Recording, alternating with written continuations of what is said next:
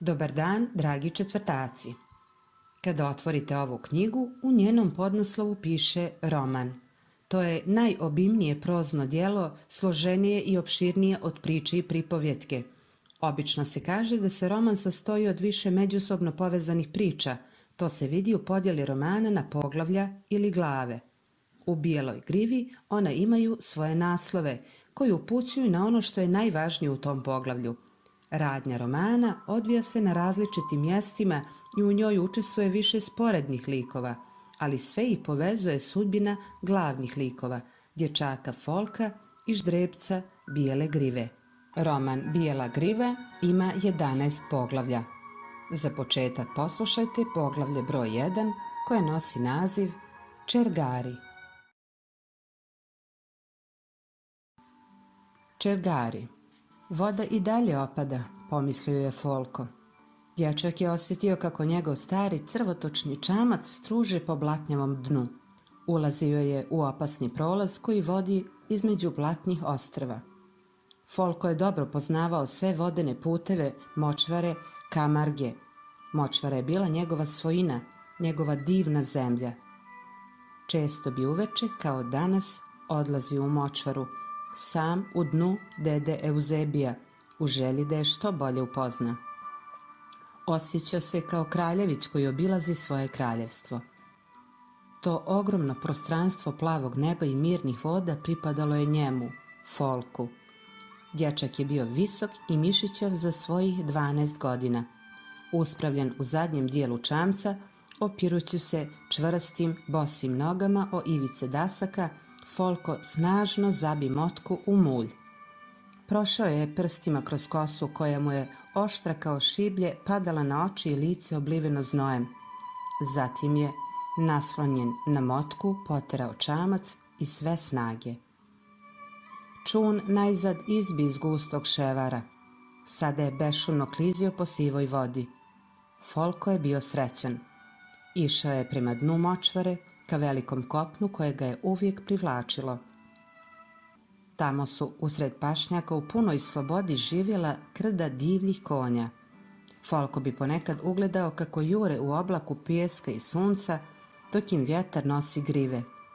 Folko je često sanjao o tim divnim konjima. Deda Euzebio je želio da mu unuk, kao i on, bude ribar, ali Folko nije htio da bude ribar. Želio je da postane gardijan, jer, mislio je on, nema ljepšeg zanimanja od zanimanja gardijana. Čovjek je cijelog dana na konju, juri i traži krda crnih bikova, hvata i kroti divlje konje. Dan je tamneo. Na posivelom nebu jato plamenaca lagano je ostavljalo ružičasti trag. Velike ptice nestajale su u oblacima zlatastim od sunca koje je zalazilo. Prohladni vjetar povijao je trsku. Za nepun čas spustit će se noć. Folko odjednom opazi da ga njegov čamac nikada nije tako daleko odvukao od kuće. Bilo je krajnje vrijeme da se vrati. Utonuo u sanjarenje, dječak je potpuno zaboravio da te večeri nije otišao sa malog majura da bi ovako nasumice tumarao močvarom. Deda Euzebio ga je zadužio da pokupi mreže za hvatanje riba koje su njih dvojica postavili nekoliko dana ranije. Ako dobro zapnem, imaću i za to vremena, pomisli Folko. Jednim zamahom motke skrenuo je čamac koji je bio težak. Voda je u njega prodirala kroz crvotočne daske. Dopirala je dječaku do članaka. Trebalo je da se zaustavi i izbaci tu vodu starim vedrom u koje je stavljao uhvaćenu ribu. Folko potjera čamac ka obali i namjesti motku na ivicu čune da bi ga zadržao u travi. Te večeri slučaj ga je odveo na kraj močvare i naterao ga da se zaustavi na mjestu gdje je gusto žbunje skrivalo ravnicu. Slučaj je pomagao Folku da mu se ostvari san. Držeći u ruci vedro sa izvaljenim dnom, dječak je klečao u čamcu. U tom trenutku učini mu se da u ševaru čuje lak šum. Sigurno neka životinja koja je došla da se napoji. Možda mrka vidra, čiji je podrugljiv pogled tako često imao prilike da opazi. Poslije toga nijedan se list nije pokrenuo. U tišini večeri čuo se samo blagi šum vode koja je udarala o bokove čamaca. Onda je Folko odjednom ugledao tu sasvim blizu pomalo nejasnu sliku koja je treperila na površini vode, blago ustalasane i blistave kao ogledalo. Na tom ogledalu ocrtavala se bijela prilika sa dva nježna uha i dva velika tamna oka koja su se otvarala i zatvarala. Zadržavajući dah dok mu je srce snažno lupalo, Folko se lagano podiže. Rukom je pažljivo razgrnuo trsku. Istog trena slike je nestalo sa vodenog ogledala, a zatim se ponovo pojavila. Ne vjerujući očima, izduživši svoj tanki vrat, Folko je najzad ugledao divno ždrebe. Ogledalo se u vodi. Konjić je, bez sumnje, prvi put gledao svoju sliku u vodenom ogledalu močvare, a onda mladunče divlji konja prvi put ugleda mladunče ljudi. Ždrebe naglo podiže glavu, a pramen bijele grive koji mu je padao na čelu zaleprša na vjetru. Dugi drhtaj pređe preko kratke dlake njegovog čistog plašta. Plašta bijelog kao snijeg, od grive do repa. Uznemiren i iznenađen, konjić je podrhtavao na dugim nogama, vitkim kao vretena, ali nije bježao.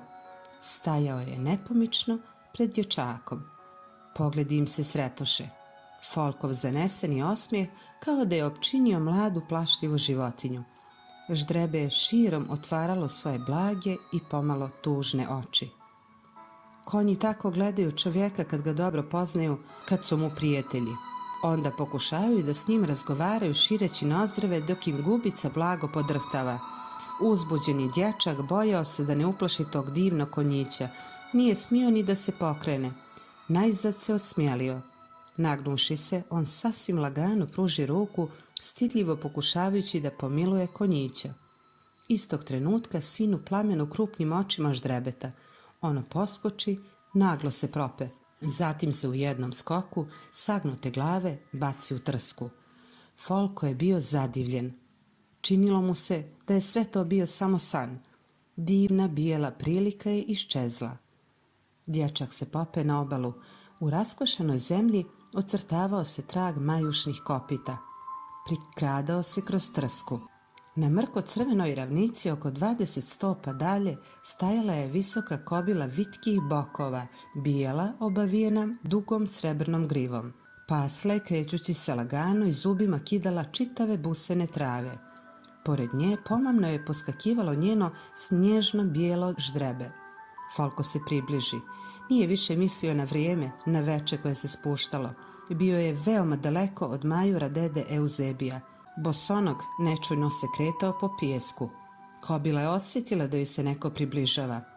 Ona zahrza dozivajući ždrebe, koja se istog časa vrati u galopu i pripi uz njene sapi. Kobila će pobjeći, pomisli Folko. Znao je da su divlji konji pomalo nepovjerljivi i da ne dopuštaju da im se čovjek približi. Na veliko iznenađenje, Folko opazi da kobila nije bila uplašena. Ona se čak nekoliko koraka približi dječaku, zatim zastade, posmatrajući ga kako prilazi. Ljepotice moja, reče Folko, ti me se ne bojiš? Bio je sada već sasvim blizu. Kobila ispruži dugu bijelu glavu, njušeći dječaka, kao da hoće da obrsti pramenove njegove nemirne kose. Mir, lepotice, dopusti da te milujem. Folko je zavukao prste u svilenastu grivu. Kobila je naslonila glavu na dječakovo rame. Folko je želio da pripitomi lijepo ždrebe. Ono je bilo divlje onoliko koliko je njegova majka bila krotka. Ždrebe se neprestano ritalo. Pokušavalo je da ga ugrize, još uvijek priljubljeno uz majčine sapi. Da bi ga umirila, kobila mu je lizala nozdrave. Pa ipak, konjića kao da je privlačio Folkov glas. Glas nježniji i od milovanja. Mir, bijela grivo, mir. Bijela griva, to lijepo ime otelo se odmah dječaku sa usana. Ime na koje će se ždrebe vrlo brzo odazivati. Ne boj se, ja ću se vratiti, bijela grivo. Vratit ću se uskoro da te vidim. Nas dvojica bit ćemo prijatelji. Imao je samo toliko vremena da se vrati na majur prije nego što padne noć. Folko je jurnuo na obalu, uskočio u čamac, zarinuo vesla, a onda je snažnim zamahom potarao ču natrag. Nije ni slutio da su ga izdaleka pratila dva čovjeka. Dobro sakrivena u čestaru, čekali su da se dječak udalji. Bila su to 2 čergara, konjokradice. Folkov čamac prođe nedaleko od njih. Siguran si da nas nije vidio, reče sasvim tiho mlađi čergar sa zlatnim alkama u ušima. Svega se plašiš, čak i jednog derana, podsmehnu se drugi. Stariji čovjek preplanula lica i sasvim sijede kose. A ako je dječak sa Manade? Ne, reče stariji, kuća vlasnika Manade udaljena je čitavu milju. Nalazimo se usred močvare. Dobro poznajem ovaj kraj. Prošao sam ovuda prije 1 godinu dana. Video si i sam. Pedro, imamo sreće. Kobila nije plašljiva. Dozvolila je malom da joj se približi. Možda ga poznaje? Ne, reče stariji čergar. Znači da su je ljudi već jahali. Sasvim sigurno, Pedro. Biće mnogo teže otarasiti se ždrebeta, reče čergar sa zlatnim alkama. Za ždrebe ću se ja pobrinuti, Pedro, podsmjehnu se stari. Imam iskustva. Ti samo pripremi zamku i daj mi konopac. Znaš li šta treba da radiš? Znam, ali pogledaj. Rekao bi da je kobila uznemirena, njuši vazduh. Je li moguće da nas je ona nanjušila? Nema opasnosti, Pedro. Vjetar duva u suprotnom pravcu prema močvari. Noć će se brzo spustiti. Kobila će htjeti da se pridruži svom krdu. Nemamo vremena za ugljenje. Idem da razgrnem žbunje, reče mlađi čergar. Da, ti ostani što dalje. Sakrij se i budi spreman da kobili preprečiš put. Ja ću otpuziti do onog šumarka. Vidiš li ga? Dakle, jesi li razumio? Čekat ćeš me ovdje. Ja ću uplašiti kobilu i uhvatiti ždrijebe prije nego što ona opazi da ono više nije pored nje. Onda ćeš joj obaviti zamku oko prednje noge. Kobila će se spotaći, a onda je naša. Hajde, Pedro, dječak je sada već daleko.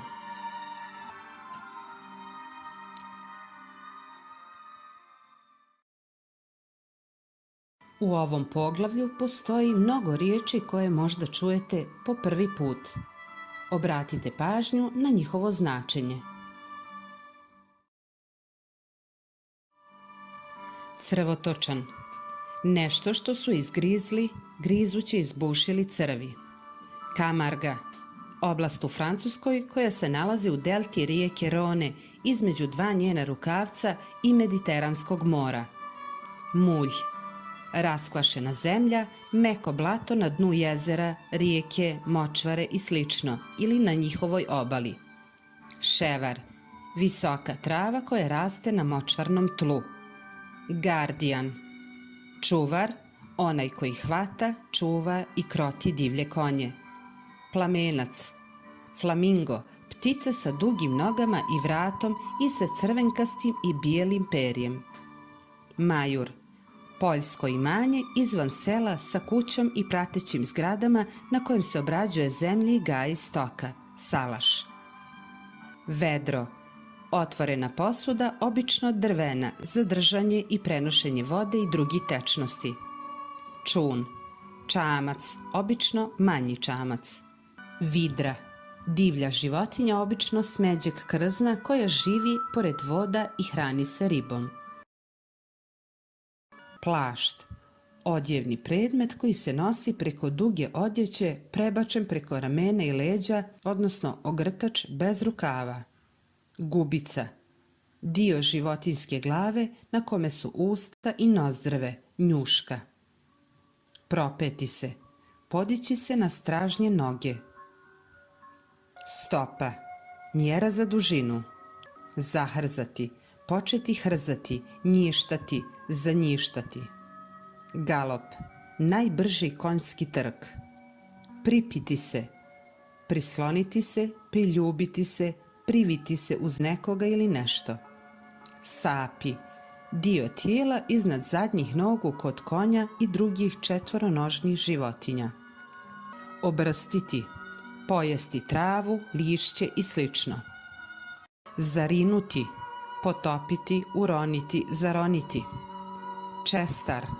Gusta, niska, mlada šuma, gustiš. Čergar. Rom koji nema stalno boravište nego putuje iz jednog kraja u drugi, skita i živi pod čergom, odnosno šatorom. Halka. Karika, beočug. Deran. Dječak, mladić. Manada. Poljsko imanje na kojem se gaje divlji konji.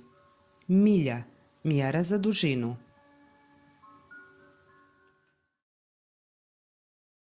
To bi bilo sve za danas.